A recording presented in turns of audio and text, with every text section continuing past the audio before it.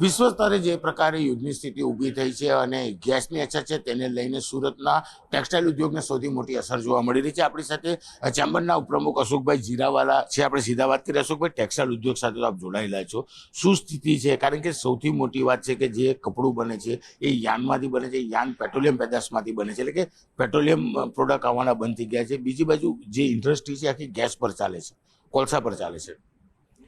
Textile ઇન્ડસ્ટ્રીને આજે આંતરરાષ્ટ્રીય યુદ્ધનું જે અત્યારે માહોલ બની રહ્યો છે, અને જે મોટી જે યુદ્ધની જે અસર છે એ સીધી ટેક્સટાઇલ ઇન્ડસ્ટ્રી ઉપર પડવા જઈ રહી છે. ખાસ કરીને ટેક્સટાઇલ ઇન્ડસ્ટ્રી છે એ ટોટલી મેનમેડ ફાઇબર છે, અને જે ક્રૂડનો જથ્થો છે એ ખાડીમાંથી આવતો હોય છે. તો ક્રૂડ, ગેસ, આ બે જે મેન પાયા છે એ બંનેમાં ટેક્સટાઇલ ઇન્ડસ્ટ્રી જોડાયેલી છે. ખાસ કરીને ગેસની વાત કરવા જઈએ તો 55,000 યુનિટોમાંથી 15,000 યુનિટો ગેસ સાથે જે ટ્વિસ્ટેડ યાન છે એ એને સીધી સ્ટીમ આપતા હોય છે, અને એને લઈને એની અંદર સીધો અત્યારે કાળા બજાર દેખાઈ રહ્યું છે. બીજી બાજુ પ્રોસેસિંગની વાત કરીએ તો એની અંદર પણ કોલસો ખૂટી રહ્યો છે, અને ક્યાંક એનાથી આધારિત સ્ટીમ જે હાલતા હતા એ પણ બંધ થવાના આરે છે.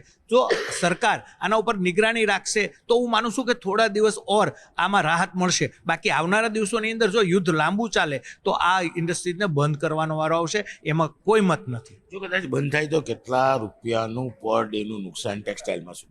ટેક્સટાઇલની ઇન્ડસ્ટ્રીની વાત કરવા જઈએ ને તો પર ડે એનું આંકડો નહીં, હજારો કરોડનું નુકસાન જવા થઈ રહ્યું. કારણ કે જે રીતનું પ્રોડક્શન છે, પર ડે 6 કરોડ મીટર પર ડેનું જે પ્રોડક્શન હોય ત્યારે ગણતરી કરવા જઈએ ઇન્ટુ 35 રૂપીઝ આપણે મૂકીએ મિનિમમ, તો પણ આજે બહુ મોટો આંકડો થવા જઈ રહ્યો છે કે 2,000 કરોડથી વધારે મોટો આંકડો થઈ જાય. આ ટર્ન ઓવરની વાત કરી. નફાની વાત કરવા જઈએ તો 500 કરોડનો થતો હોય, પણ આખું ટર્ન ઓવર ગણવા જઈએ તો આખી ઇન્ડસ્ટ્રી જે એન્ટાયર ચેઇન છે એને કરોડો રૂપિયાનું, હજારો કરોડનું નુકસાન થાય. કારણ કે એવી જ રીતે પ્રોસેસિંગ, ટ્રેડર્સ, યાન અને વીવર્સ, આ ચાર જે મણકાઓ છે એ તમામને માર પડવાનો છે. હું માનું છું કે ભગવાનને પ્રાર્થના કરીએ કે આ જલ્દીમાં જલ્દી ટ્રમ્પ અને ઇઝરાયલ ક્યાંક એનો ભગવાન સદબુદ્ધિ આપે ને ઈરાક ઠેકાણે પડી જાય તો હું માનું છું કે ઇન્ડસ્ટ્રી બચી શકે. અન્યથા આવનારા દિવસોની અંદર આ ઇન્ડસ્ટ્રીને બહુ મોટું નુકસાન થશે, વર્કરોને નુકસાન થશે.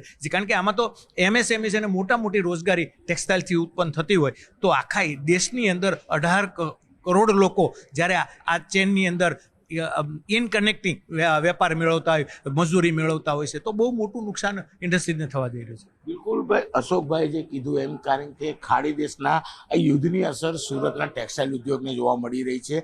18,000 કરોડ નહીં પણ 18,000 કરોડ લોકોને રોજીરોટી પર અસર થશે. દરરોજનું 2,000 કરોડ રૂપિયા કરતાં વધુનું નુકસાન થશે. કારણ કે જે પ્રકારે ટેક્સટાઇલ ઉદ્યોગમાં જે મટીરિયલ વપરાય છે તે પેટ્રોલિયમમાંથી બને છે. તમામ પેટ્રોલિયમ પ્રોડક્ટ ખાડી દેશોમાંથી આવે છે, અને ત્યારબાદ જે ગેસની અછત ઊભી થઈ છે, એટલે કે જ્યારે આ કપડું તૈયાર થાય છે ત્યારે તેને પ્રોસેસિંગ અને ફિનિશ કરવા માટે મોટે ભાગની જે પ્રોસેસિંગ આવશે એમાં ગેસ વપરાય છે, કોલસો વપરાય છે.